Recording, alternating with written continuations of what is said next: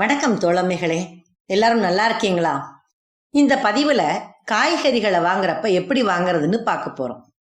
முதல்ல கத்திரிக்காய். இத நாம சிறுசு பெருசு பார்த்து வாங்க தேவையில்லை.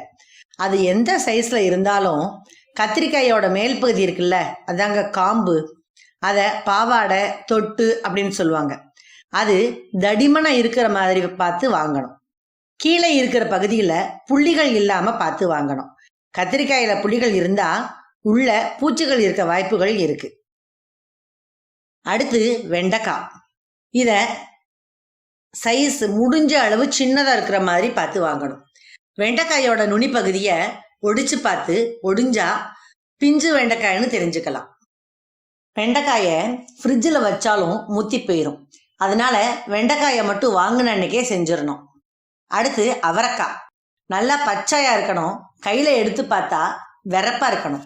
பீன்ஸு, கொத்தவரங்காய் இது மாதிரி காய்களையும் அப்படித்தான் பார்த்து வாங்கணும். அடுத்து பீர்க்கங்காய். முதல்ல நம்ம பார்க்க வேண்டியது தோற்றம்.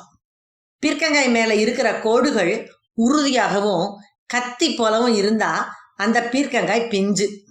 உள்ள விதைகள் இல்லாம சதைப்பற்றோட இருக்குன்னு உறுதியா தெரிஞ்சுக்கலாம். அடுத்து உருளைக்கிழங்கு. உருளைக்கிழங்கு வாங்குறப்ப முடிஞ்ச அளவு சின்னதோ பெருசோ ஒரே சைஸா வாங்கணும். ஏன்னா நம்ம குக்கர்ல வேக போடுறப்ப ஒரே சைஸா இருந்தாதான் நல்லா இருக்கும். ஹார்டா இருக்கணும், மெதுவா இருக்கக்கூடாது, அதாவது சாஃப்டா இருக்கக்கூடாது. அதே மாதிரி உருளைக்கிழங்க வெங்காயத்தோட சேர்ந்து ஸ்டோர் பண்ணக்கூடாது. தனி ட்ரேல தான் வைக்கணும். கிழங்கும் வெங்காயமும் சேர்ந்தா சீக்கிரமா கெட்டு போக வாய்ப்புகள் இருக்கு. அடுத்து கேரட். இது நல்லா ஆரஞ்சு நிறமா பளிச்சுன்னு இருக்கணும். ரொம்ப பெருசா இருக்கக்கூடாது, ரொம்ப சின்னதாகவும் எடுக்கக்கூடாது, மீடியம் சைஸ்ல எடுக்கணும். அடுத்து காலிஃப்ளவர். இது நல்லா கெட்டி பூவா பார்த்து வாங்கணும். மேல் பகுதியில நல்லா உத்து பார்த்தா கொஞ்சம் விரிஞ்ச மாதிரி இருந்தா அதை வாங்கக்கூடாது. அது பூத்து போச்சுன்னு அர்த்தம். சுவை மாறி இருக்கும், அதாவது காலிஃப்ளவர் நாள்பட்டதுன்னு அர்த்தம். அடுத்து கருணக்கிழங்கு. இது வாங்குறப்ப ஃப்ரெஷ்ஷா வாங்கக்கூடாதுங்க. நல்லா காஞ்ச கிழங்கத்தான் வாங்கணும். லைட் வெயிட்டா இருக்கும், காத்து மாதிரி. இதை வாங்கின உடனே செய்யக்கூடாது. 10-15 நாள் கழிச்சு தான் செய்யணும். அப்படி செஞ்சாதான் அரிப்பு இல்லாம இருக்கும். அடுத்து வெள்ளை பூசணி. இதை நம்ம முழு காயா வாங்க மாட்டோம். தேவையான அளவு எடை போட்டு வெட்டி தான் வாங்குவோம். இதை அன்னைக்கே யூஸ் பண்ணா பிரச்சனை இல்லை. 2 நாள் கழிச்சு யூஸ் பண்ணணும்னா அப்படியே ஃப்ரிட்ஜில் வைக்க கூடாது. அப்படி வச்சா காயோட வெள்ளை நிற பகுதி கொள்ள கொள்ளன்னு போயிடும். வாங்கிட்டு வந்த உடனே அதை தோல் நீக்கி அளவா வெட்டி ஒரு பாக்ஸ்ல போட்டு ஃப்ரிட்ஜில் வச்சுட்டா 2-3 நாள் ஆனாலும் நல்லா இருக்கும்.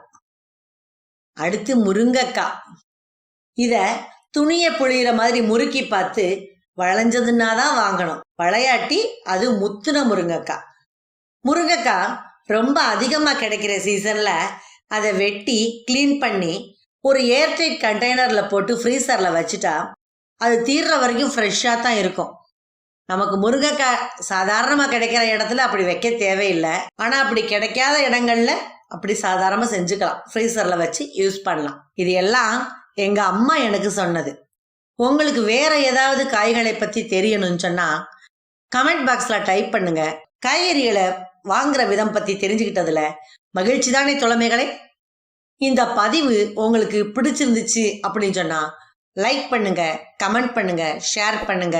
மேலும் இது போன்ற பல பதிவுகளை பார்க்க நம்ம சேனலை சப்ஸ்கிரைப் பண்ணுங்க.